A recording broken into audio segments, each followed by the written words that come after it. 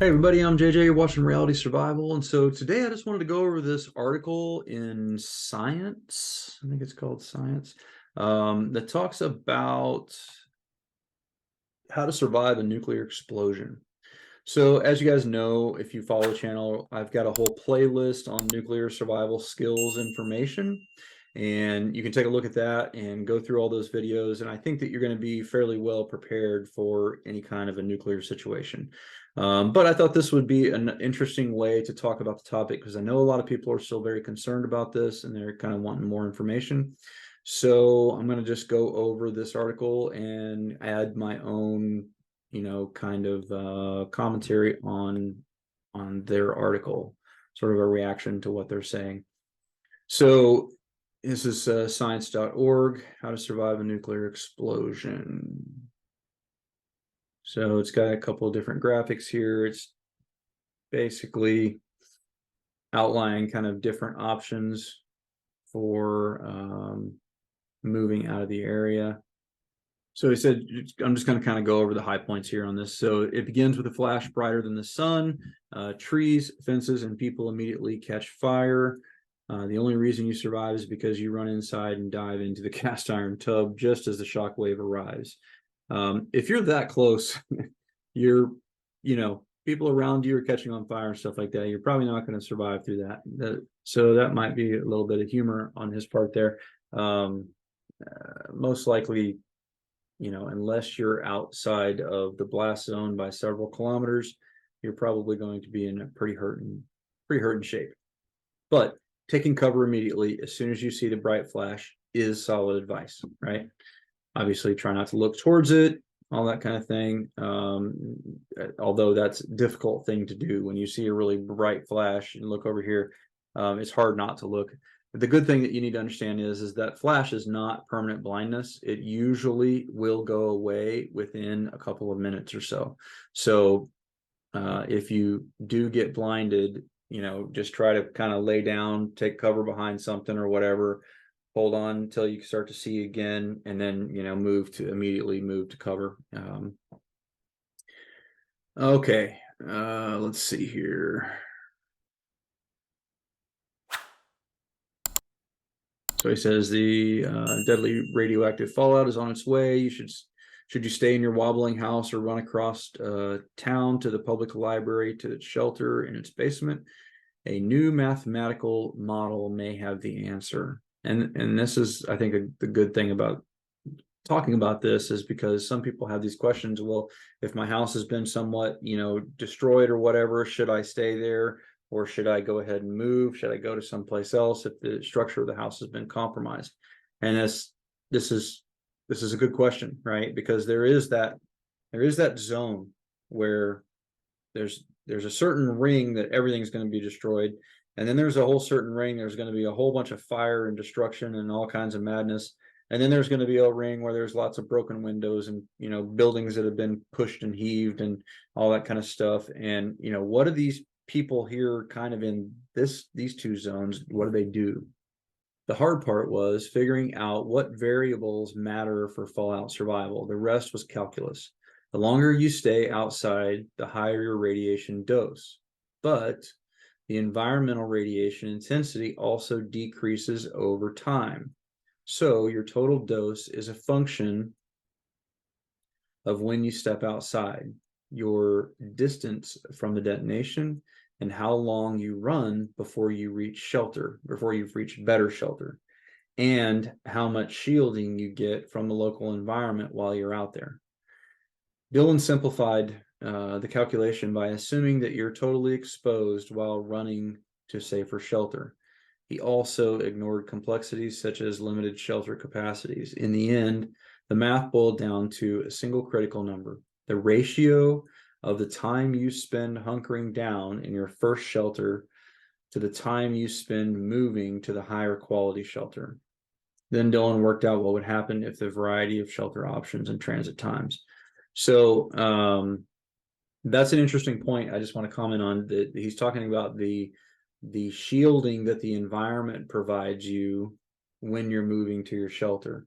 So that's something to think about. If you know that the detonation was here and you're moving, perpendicular to that, trying to get out of the area as fast as possible, then you want to try to use the buildings, the hills, the trees, and everything like that in this area to shield you from that major source of gamma radiation as much as possible, because we're talking about basically the idea that you're moving before the fallout starts to come down, right? So fallout isn't everywhere yet. It's basically centralized in that one point. Well,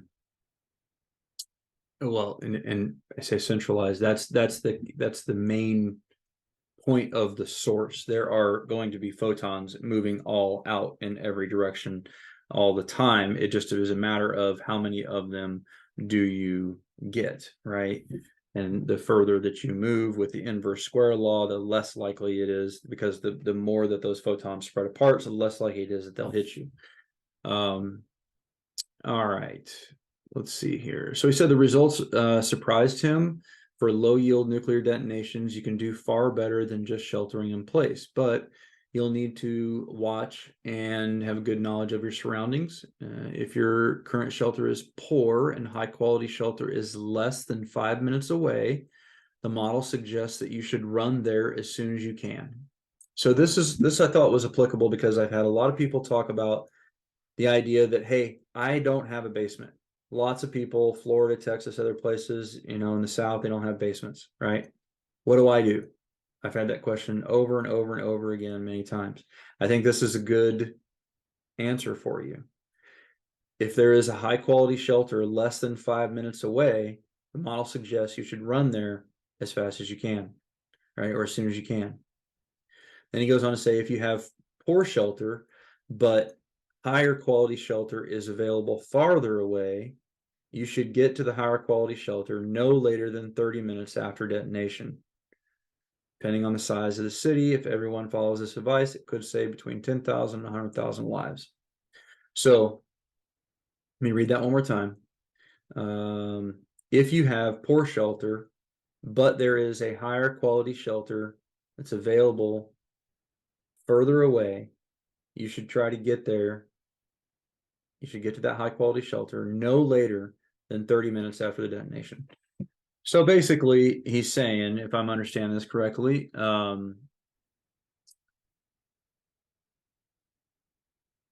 if you can find, if there is a detonation, boom, that starts the clock, right?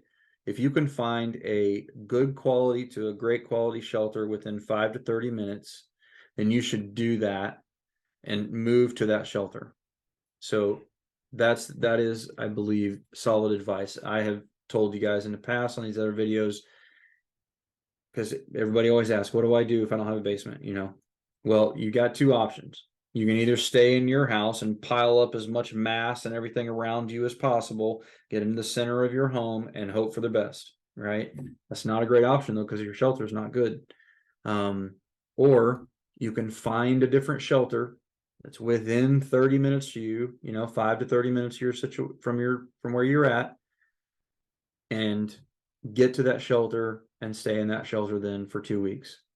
Okay.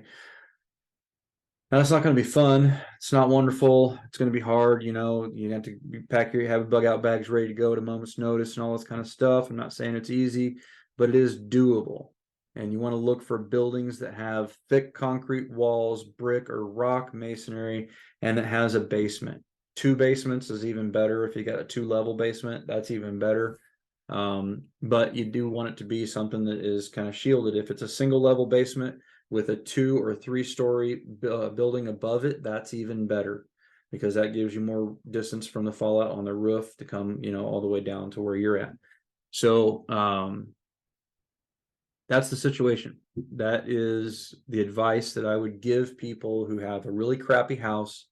If there is a detonation in your area and you are concerned that fallout is going to hit, where you're at, then move to a better cover, find a better place. Now, is there going to be some questionable ethics involved here? I guess yes, because you're probably going to have some sort of a kit with you to break in, right?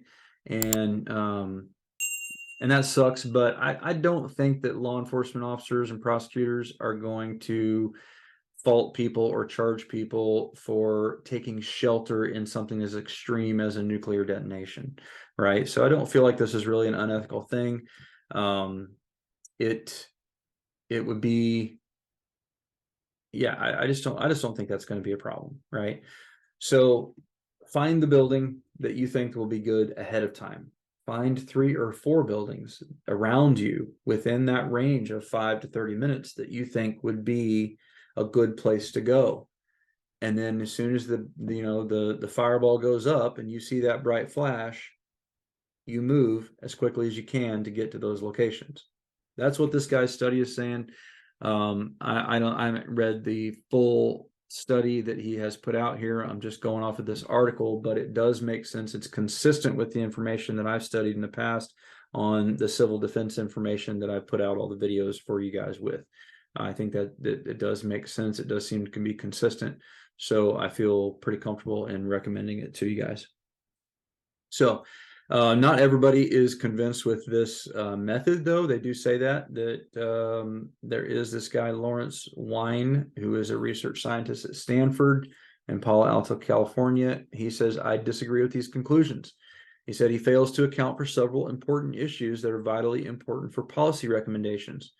Anyone headed out into an apocalyptic wasteland will have no idea how long the transit time will really be. Because of this uncertainty, he says, the official U.S. government recommendation is to shelter in place for at least 12 hours after the blast.